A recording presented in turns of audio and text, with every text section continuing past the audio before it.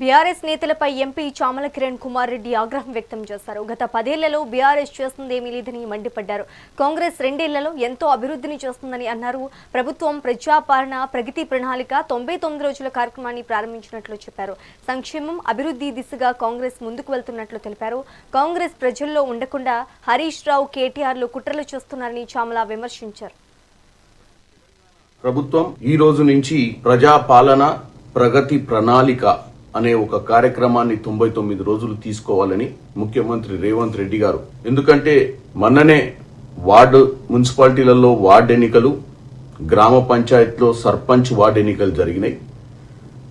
గత 2.5 సంవత్సరాల ప్రభుత్వంలో చేసినటువంటి పనులు, ప్రజలకు వెళ్లిన విధానము, ప్రజలు ఏమనుకుంటుర్రు, ప్రజలకు ఏం చేస్తే బాగుంటది అన్న ఒక ఆలోచనతోటి, ఒక మంచి ఆలోచనతోటి రేవంత్ రెడ్డి గారు ఈ ప్రజా ప్రభుత్వము ఈ ప్రగతి ప్రణాళిక అనే ఒక కార్యక్రమాన్ని తీసుకొని ముందుకు పోతున్నారు. ఈ రోజు నుంచి ప్రతి జిల్లాలో హెడ్ క్వార్టర్స్ లో ఇన్ఛార్జ్ మంత్రుల ఆధ్వర్యంలో జరుగుతున్నటువంటి ఈ కార్యక్రమం తర్వాత గ్రామ స్థాయి దాకా వెళ్లి, గ్రామ స్థాయిలో కూడా ప్రతి గ్రామంలో కూడా ప్రజల అందుతున్నటువంటి పథకాల మీద రానున్న రోజులలో ప్రభుత్వం ఏ నిర్ణయాలు తీసుకుంటే ప్రజలకు సంక్షేమం జరుగుతుందో తెలుసుకోవడానికి ఈ కార్యక్రమాన్ని చేస్తారు.